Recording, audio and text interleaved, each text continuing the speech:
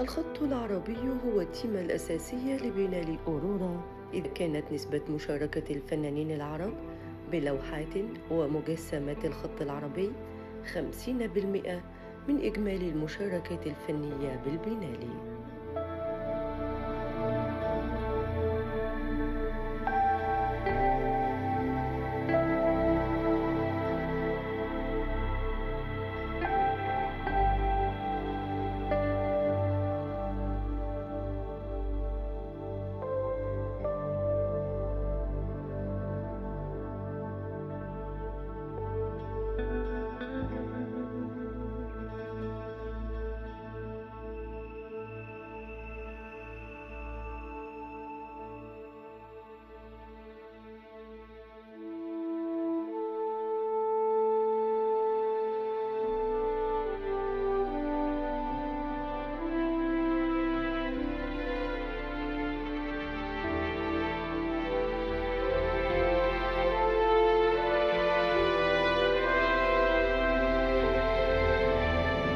البروفيسور خوسيه ميغيل أستاذ الفن العربي والإسلامي الذي عشق الخط العربي يلقي محاضرة خاصة في هذا البنال عن الخط العربي وأهميته، والحقيقة طبعا هو من عشاق هذا الخط وعنده العديد من المقالات والأبحاث عن هذا الخط. أهلا بحضرتك يا فندم.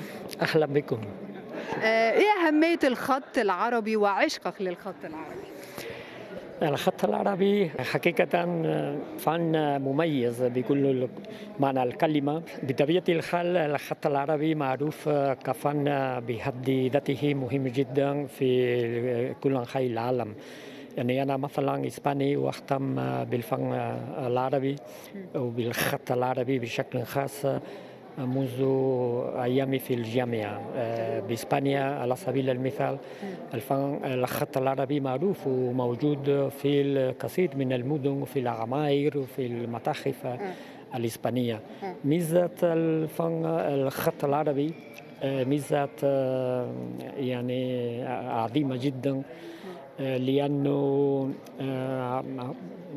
كما يقال الخط العربي هو الأكثر تنوعا وإبداعا من كل الخطوط الموجودة في التاريخ الإنسانية. ولو يبدو هذا مبالغة، الواقع حقيقي. حتى الخطاطين الصينيين واليابانيين يعترفون أنه تنوع الأساليب الخط العربي يعني عظيم جدا لا نهاية له. حضرتك بروفيسور في جامعة غرناطة، وطبعا أسبانيا هي بلد الجمال والفن والقصور الحمراء، وكان في علاقة ممتدة ما بين العرب والأسبان.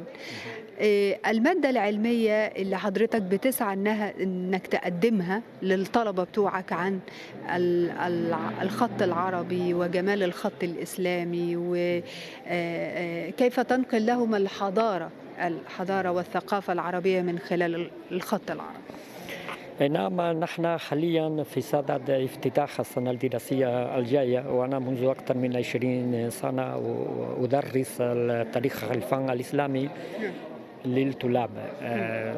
طبعا ضمن هذه المادة أتحدث دائما عن الخط العربي. طلابنا طلاب أغلبيتهم من الإسبان، ولكن عندنا الكثير من الطلاب أوروبيين في مشروع إراسموس، ولاحظت أنه يهتمون كثيرا جدا بالفن الإسلامي بشكل عام وبالخط العربي بشكل خاص، لأنه بالنسبة لهم يعني هذه الفنون مثيرة جدا، فيها حركة، في ألوان، في تراث. هل الخط العربي ممكن يكون حالة من التواصل ما بين العرب والعالم؟ يعني بما ان حضرتك بتقولي مش بس بدرس للطلبة الأسبان، لا كمان من دول تانية بيجوا يدرسوا في جامعة غرناطة، فهل ده ممكن يكون وسيلة للتواصل مع العالم العربي؟ بكل تأكيد، لأنه هم أنا بيجي مثلا جماعات من أمريكا. من أمريكا الشمالية الولايات المتحدة يقيمون 4 أشهر بغرناطة، ومن أمريكا يخططون مادة الفن الإسلامي والخط الإسلامي. نفس الشيء من الإيطاليان، الفرنسيين، حتى من أوروبا الشرقية، ويجدون في الفن الإسلامي في العمارة، وهذه العلاقة بين العمارة والفن الماء والحدائق، وأيضا الخط العربي، لأنه ضمن الخط العربي يوجد الشعر العربي. مثلا كسور الخمراء كلها ملئية بالشعر، مليانة بالشعر العربي، وهي مزيج بين الخط والشعر والحدائق والماء.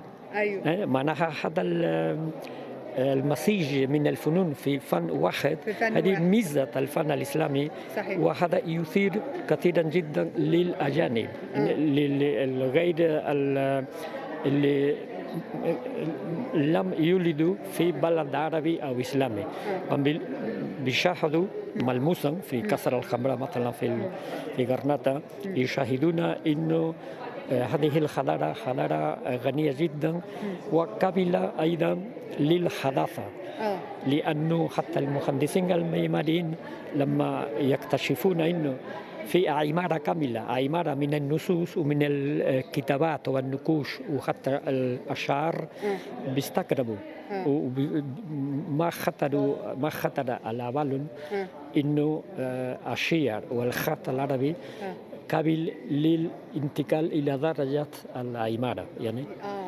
هذا يعني حالة المزج ما بين الخط العربي والشعر والعمارة في القصور الحمراء هي حالة فنية فريدة في العالم، كما قال هذا السينمائي التونسي المعروف ناصر خمير، قال إنه كسر الخمراء هو الكسر الشعر الوحيد في العالم، لأنه نحن لحد الآن في جدران الخمراء يوجد لحد الآن أكثر من 30 قصيدة منقوشة.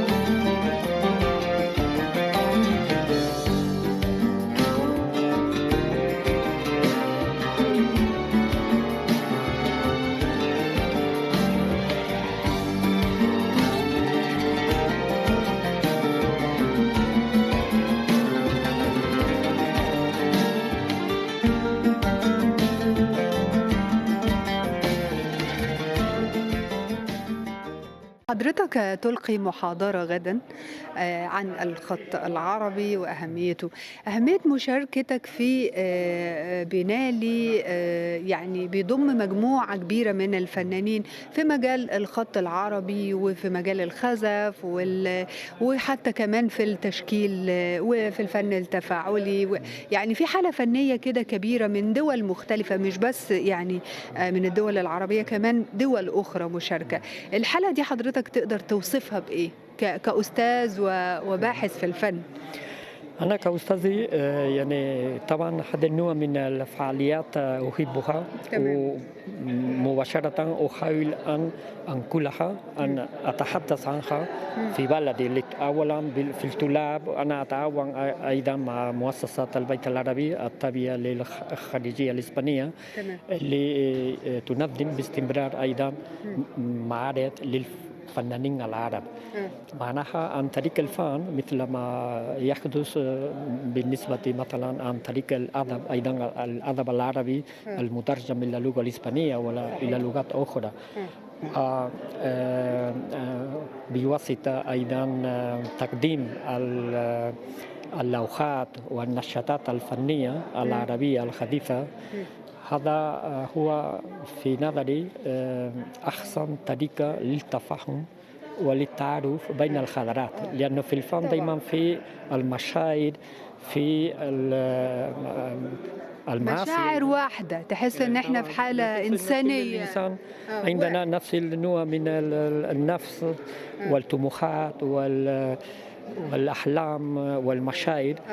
بتفصلنا حدود يعني بس. طبعا. وهذا يعني مثلا أنا دائما من زمان أحاول أن أعلم الطلاب أنه يوجد الفن العربي المعاصر الحديث، لأنه في مثلا في إسبانيا بطريقة يعني تلقائيا الناس يفكر أنه الحضارة العربية انتهت في القرون القديمة. هذا في عهد الازدهار. وما ما بيهتموا، ما بيعرفوا، لأن الإعلام الإسباني مثلا غير مهتم بشكل، لا يلقي الضوء على لا يلقي الضوء على الفعاليات والنشاطات والمعارض العربية المؤثرة، وهي كثيرة ومهمة جدا ولها يعني أهمية عالمية. بس بإسبانيا نحن شوي تأخرنا في متابعة هذا الإنتاج العربي المعاصر اللي له طبعا علاقات وجذور راسخة مع الماضي العربي. نحن بإسبانيا متعودين أكثر على عهد الكلاسيكي الأندلسي، لأنه عندنا هذا التراث موجود. أما أنا أحاول أن أساهم في تشديد العلاقات بين الفن العربي المعاصر والجمهور الإسباني. أنا بشكرك جدا البروفيسور خوسيه ميغيل، شكرا لحضرتك على وجودك معنا. العفو، شكرا لك للحوار. مع السلامة.